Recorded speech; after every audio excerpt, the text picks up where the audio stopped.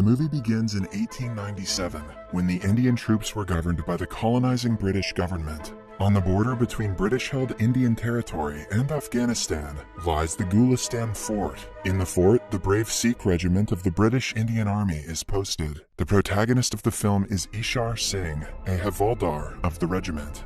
One afternoon, Ishar and his fellow soldiers are patrolling the border when they hear a woman's cry. On the other side of the border, a group of Afghan tribesmen is about to kill a married woman because she refuses to accept her husband, who has been chosen by her family without her consent. They are led by a self-proclaimed prophet, Saidullah, who takes the responsibility to kill the poor woman.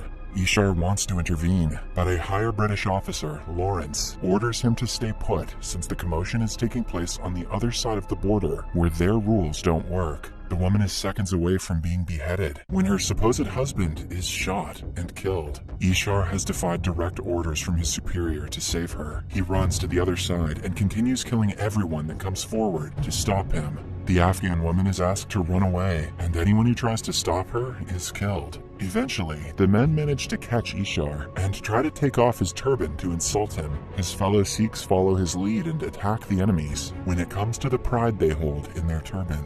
In the end, the Afghans are defeated, and Saidullah is chased away. But Lieutenant Lawrence is enraged by the audacity of the Indian troops. He is extremely racist to anyone who isn't British, and thinks all Indians are cowards. He writes a strong report informing his commanding officer of Ishar's disobedience. In the following scene, Ishar and his comrade Gulabo are chatting outside the fort when all of a sudden, someone shoots Gulabo on his shoulder. The enraged Afghan troops have attacked the fort because of what Ishar did yesterday. The Indian troop gets in the position, ready to fight. As a shootout ensues, Ishar climbs down the fort and into the enemy's territory. He then uses an explosive to attack them when they least expect it. Because of his smart strategy, the enemy has to retreat. The commanding officer praises him for his bravery, but cannot let him off the hook for disobeying an order. Hence, he is transferred to a neighboring fort, Saragarhi.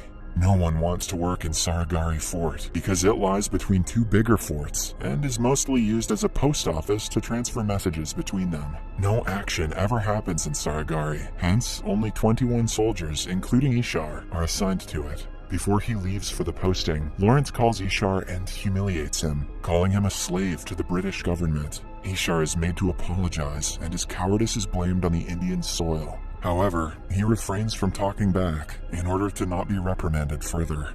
The next day, Ishar sets off for the new fort. On the way, the Afghan woman he saved approaches him. They do not understand each other's language, but Ishar figures out that she is thanking him for saving her life. He accepts a sweet dessert from her before continuing the journey. Upon reaching the fort, he is welcomed by Corporal Lal and his assistant, Gurmukh Singh. Ishar is shocked at how young Gurmukh is, as he is only 19 years old and knows more English than anyone else in the fort. Since Ishar arrived quicker than everyone else expected, he finds the rest of the troops watching two roosters fight. No one is in their uniforms or is following the rules a soldier must abide by. On seeing Ishar, they stand in a line, but fail to impress him. He berates the troop for being a shame to the entire Sikh community. As punishment, they are asked to wrestle each other, while the roosters watch them and are not allowed to stop until the animals say so. One of the soldiers inquires how a rooster will speak, and is made to run around the fort for asking a stupid question. Ishar then keeps Lal to oversee the punishment. The soldiers wrestle for the rest of the day, while one of them continues making rounds of the fort. Hours later, Ishar finds them joking around and singing. When asked why they stopped, Lal claims that the roosters asked them to. They were making a noise that sounded like cook. Hence, the troop thought they were British roosters who wanted to be cooked, and did what the animals said. Ishar holds his laugh and punishes Lal for not doing his duty properly. He is asked to starve for the next week. His fellow soldiers take a stand and claim that they will also be punished alongside Lal, since he is their comrade. Ishar allows it and continues torturing the group for the next 2 days. During this time, we find out that all 20 of the soldiers have family back home, who they are hoping to see soon. One man's father has worn the same shoes his whole life, so he is getting a pair of shoes ready to give to him as a gift. Another man is a father himself, whose wife just sent him a letter with the handprints of his month-old daughter. Similarly, there are people who have been oppressed because of their social class, and the ones who miss their mothers dearly. After 2 whole days of not eating anything, the soldiers start to complain.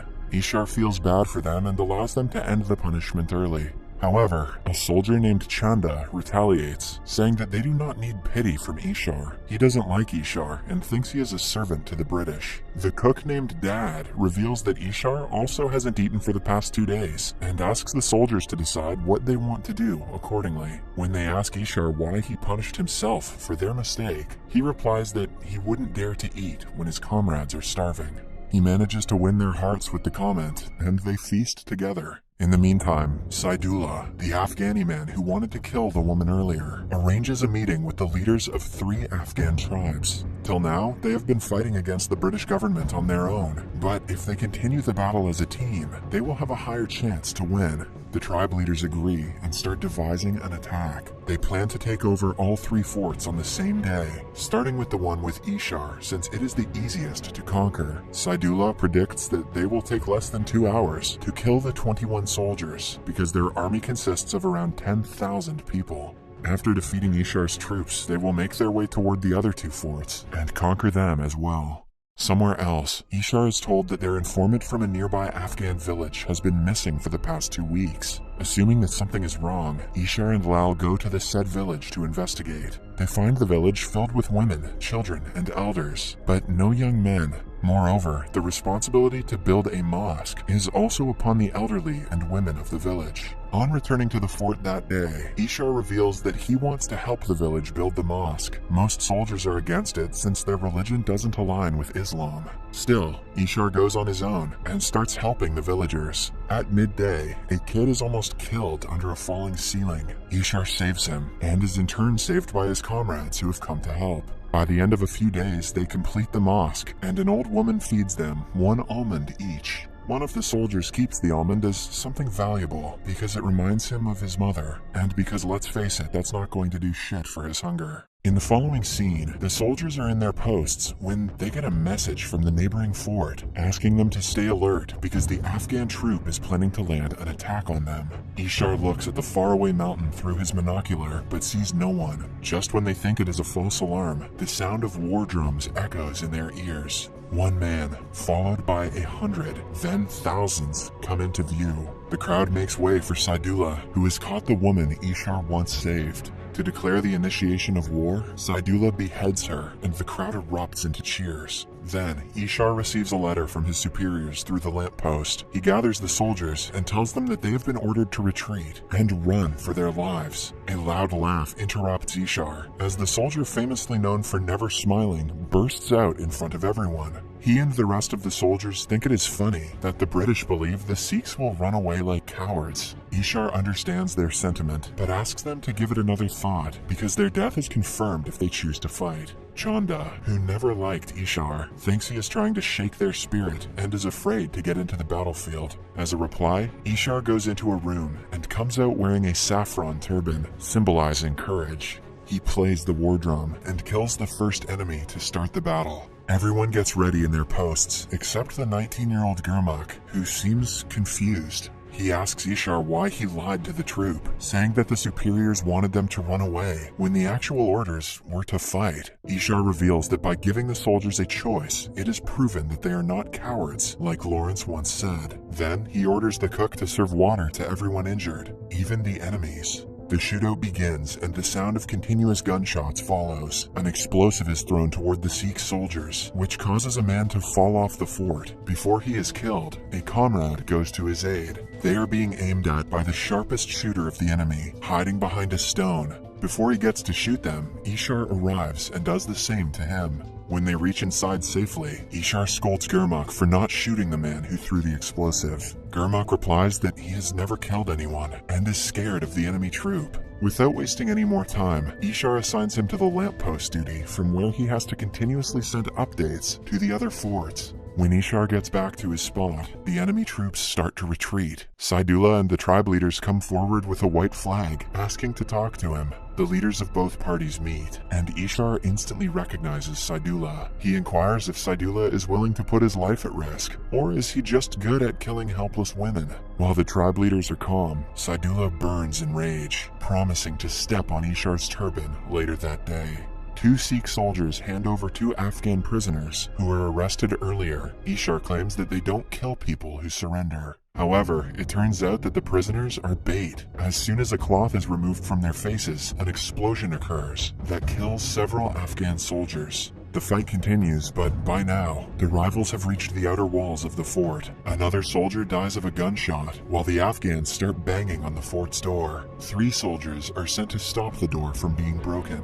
Meanwhile, Ishar focuses on the sharpshooter who killed the soldier. He straps his monocle to the rifle to get a better aim and shoots the man dead with a single shot. Downstairs, the soldiers wait until the troops run out of bullets and land their attack. They manage to kill many, but more enemies keep on coming. Suddenly, a soldier named Bola is shot. During the last minute of his life, he says that he is happy because death makes everyone equal and he is no longer inferior to the upper castle. The others try to stop his bleeding, and a fellow soldier even offers his turban to put over the wound. But Bola dies in the end. Soon, they run out of bullets and think of another tactic to stop the rivals. They open the door, making it seem like they have given up, before attacking the troop outside. Even though they are a few fighting against 100, they display a great show of bravery and kill as many people as they can. With his last breath, Lal asks the only surviving soldier to run inside and close the door. He does as told, but is heavily injured. Before dying, he sits beside Bola's dead body and recites the joke that he used to hate. Outside, Lal dies while looking at the picture of his daughter's handprint. In the meantime, several dead bodies have piled up beneath the wall. The Afghans use the bodies and ropes to climb up the fort. The first few men are defeated, but then more start climbing and killing. Ultimately, the last comrade also dies when he pushes himself and a bunch of Afghans off the wall. He also detonates an explosive, killing many right before his death. Now, only Ishar, Gurmukh, and Chanda are left out of the 21 soldiers. Ishar orders them to stay upstairs in the lamppost while he fights the entire army on his own. The enemy finally gets into the fort and is welcomed by the leader. The first person to attack him is sliced through his stomach, which sends the others behind him into a frenzy. Ishar is surrounded, but he fights like a beast and stands in the battleground for several minutes against a horde of enemies. Suddenly, he stops when he sees the man he is about to kill is a young boy. Someone shoots him in the shoulder, which weakens him, but not his spirit. Chanda also joins him in the fight and is killed with several knives in his body. When Ishar has no weapons, he fights with stones, but is ultimately subsided. The boy who he didn't kill earlier is the one who stabs him last. Saidullah arrives inside the fort and kills the poor cook, even though he is feeding water to the Afghan troops. Then he tries to take off Ishar's turban. With all his remaining strength, he stabs Saidullah in the throat and kills him. It is about to get dark, and the other forts have probably called for backup by now. The soldiers were able to complete the mission, even after their deaths. A tribe leader orders everyone to stay away from Ishar's turban, impressed by his bravery. He leaves, but the second leader still wishes to hear a Sikh cry in pain. They set fire to the lamppost, waiting for the only surviving member, Gurmukh, to cry. Instead, the brave teenager runs outside, shouting a war cry of the Sikhs. He then grabs the leader and triggers the grenades attached to his body, resulting in a huge explosion and the deaths of many. In the end, the surviving Afghans loot the fort and set it on fire.